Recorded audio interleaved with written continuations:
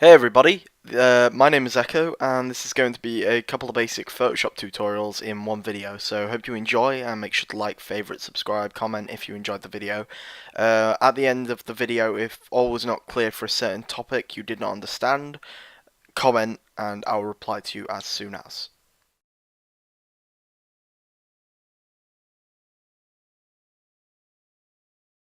So this is going to be the first part of the tutorial. This will outline a really basic element of Photoshop, which is how to make a image file, a new one, full HD or 1080p as you may call it. Now what you want to do is you want to go to New, name it whatever you want to call it, so I'll name it Tutorial. Make sure the width is 980, but yeah, make sure that is pixels, that is crucial. It might be automatically on centimeters, make sure it's pixels, it's 980. Oh, yeah, 980 pixels. Make sure this is pixels as well, though I think it automatically updates, and make that 1080.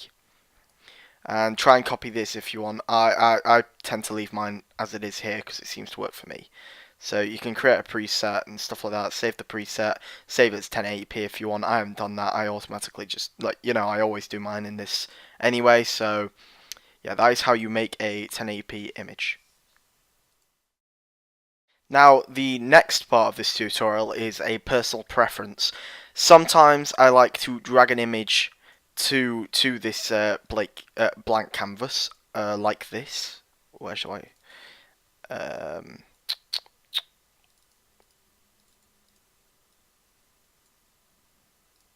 Like that, and then you can resize it. You can do that if you want. If you want, like, basically make whatever kind of background image you want. So you can have that. But for this tutorial, I'm going to, duplicate. I'm going to make a gradient background. Now to do that, you want to double click on the background, and it says new layer. Name it whatever you want. I'll just call it layer 0. I don't care. And click OK. Now that's going to make this a actual layer instead of just a sort of baseline. So you can make that visible, invisible. Yeah. Now you want to double click it, and it brings up this, or you can right click. Oops. Right click. Oh, they removed that. Sorry. Sorry, I've just been getting used to CS4 at college as well. So double click it. Go to gradient overlay. Now you can download loads of gradients online. I prefer to get mine from DeviantArt. So we are going to use a let's do what will look nice. Let's just stick with yellow on blue for now, because that always looks nice to me. So get a nice blue.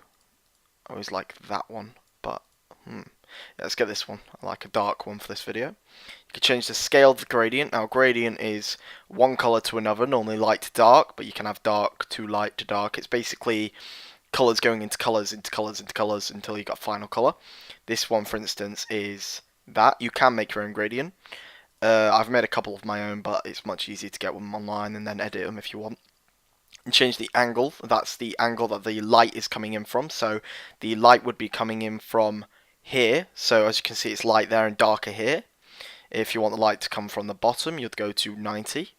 And the light will come up and down. So we're going to stick it to the, that's negative 90, sorry. We're going to stick it to 90, which is coming in from the top and going to the bottom with a, see, if I go all the way down, you can see it much easier. Let's just make it there. So that is how you make a gradient background. You can also make a color background, which is really simple. I prefer gradients, but you can make a color if you prefer, which is, select the color. Oh, that was nice blue. And you can use the color picker, or if you want to, just drag off and select the color like that. So I'm going to use a gradient overlay, and I'll see you in the next bit. Okay, this part we'll be covering text and outlines. Now to do that, we'll want to go into the text tool, which is over here. I think it's also Control T. No, oh no, of course that's, yeah, T, just T, sorry. And drag the outline, the text box. Now everyone's done this in the past, so this will be where we want the text to be. We want to choose a nice font size. Let's go for, won't fit in there, 190, maybe? FFF.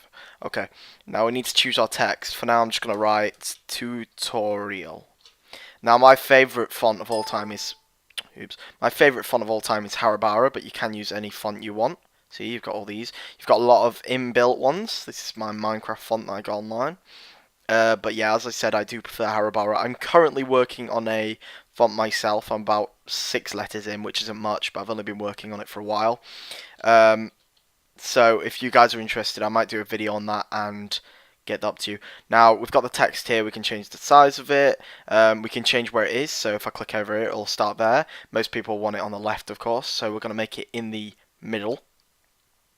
I'm just going to drag these so it's much easier to see where the center is, because I've got a really weird OCD with things being center. There we go.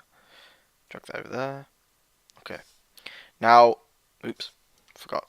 Okay, so we've got the text there. Now to select a item, so for example the tutorial, you select the thing you want. So if I was to select that, it would select the background. So we want to select the tutorial by holding Control and clicking T. Now, I accidentally said that before because I got mixed up. So, yeah. Quick tip, if you're going to be resizing something, if you were to do that, you change the aspect ratio of it. If you hold Shift, it keeps the aspect ratio. I use it a lot of times. Loads of famous YouTubers and Photoshoppers use it. It's a very helpful tool, and I'd recommend using it. I don't think I don't use it, really, unless I'm trying to warp something, but then there is a inbuilt warp tool. Now, I'm going to use the Control T and the arrow keys on my keyboard to move this image down. It takes a second to refresh when you're Control T'ing it. We're just going to make it center a bit. I'm not too bothered because this is just a tutorial, but that'll do.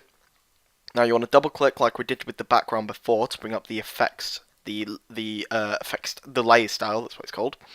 And to make a stroke, you want to click. Actually, we're going to start with color and gradient. You guys know how to do that. I taught you last part. So we've got color, we've got gradient. So gradient, we're going to get a nice yellow, or one of that sort of color. I think. Yeah, my favorite's right there. I really love that. We're going to change the scale of it. Let's make it as light as we can, sort of. Now we're going to keep at 90 because the other one's at 19. We want a sort of central thing.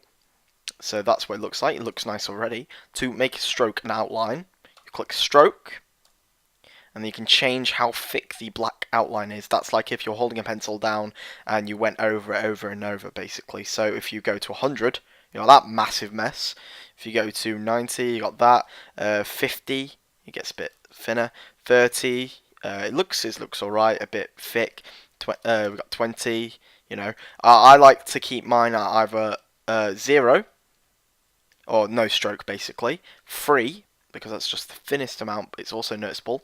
5, 9, and 10. 9 and 10. For some reason, I can tell a very big difference out of it. I'm not sure how. We're gonna go with I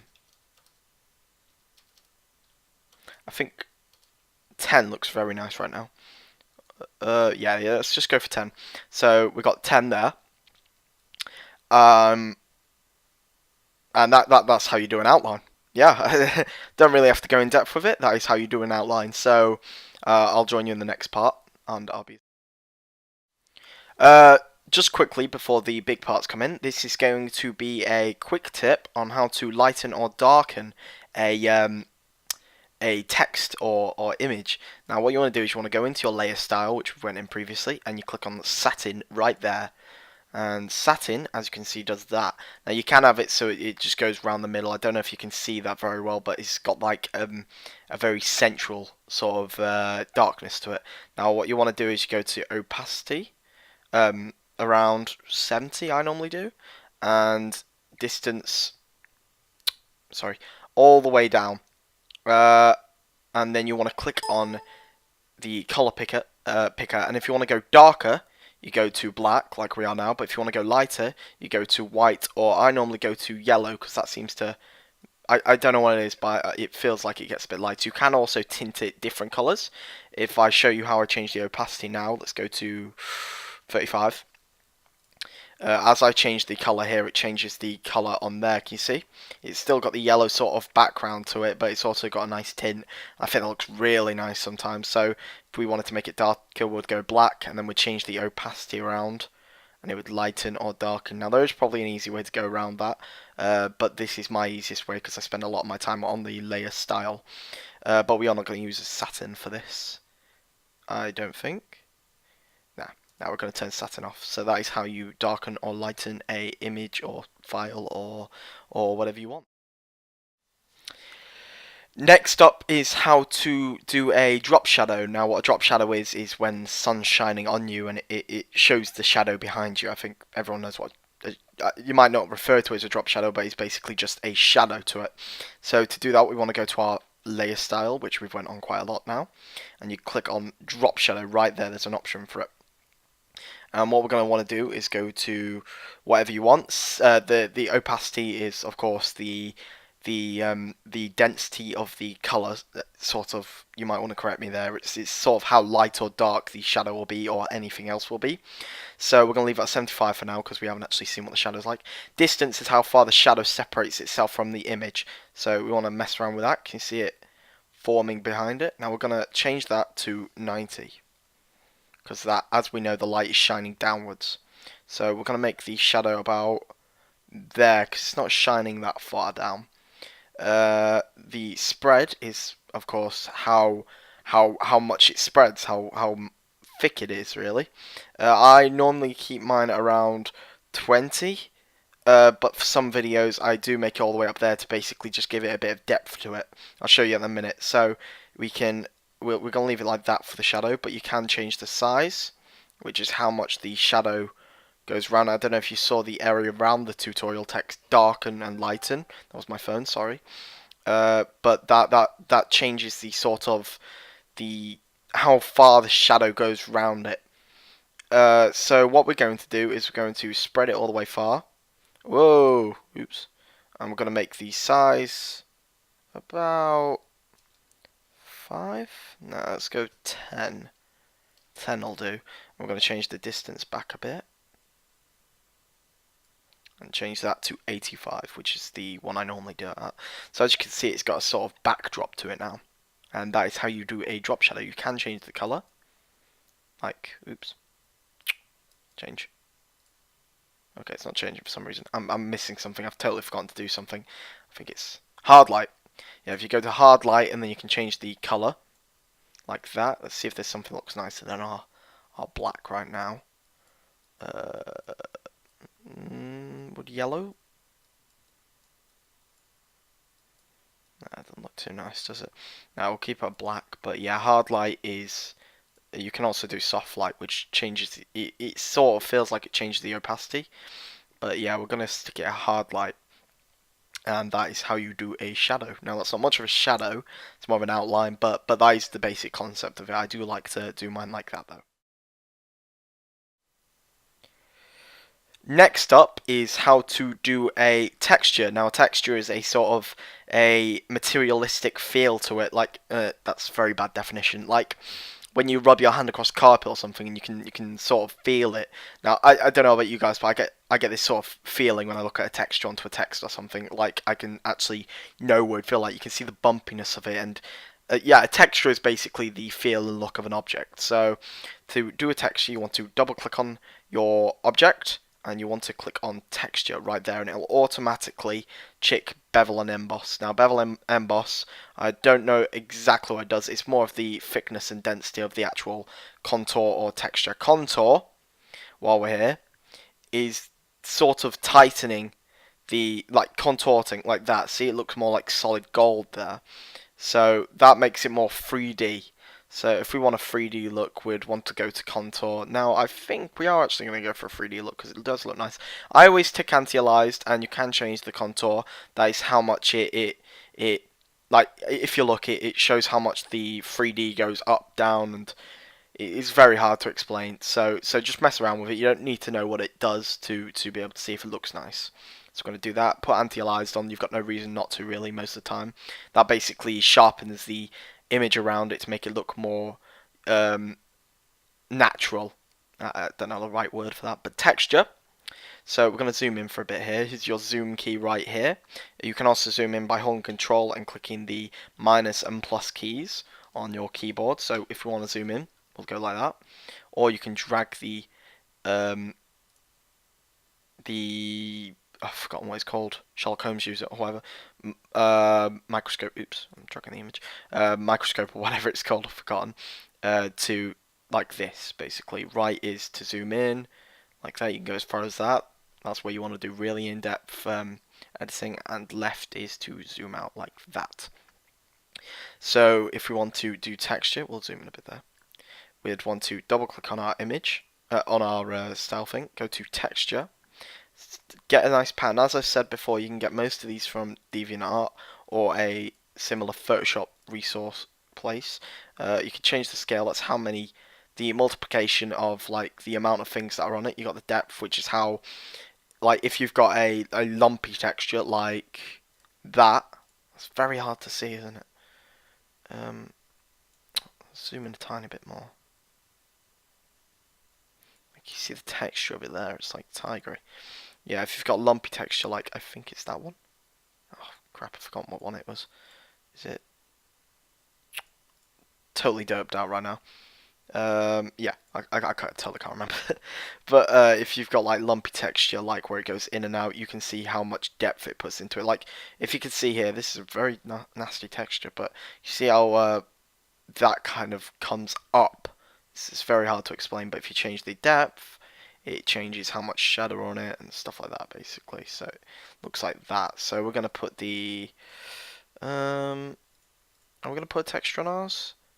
We might put a texture on ours. Let's put that a bit depth and change the scale so there's a couple more. Put the depth up the tiniest bit so it's noticeable, but it's not too prominent.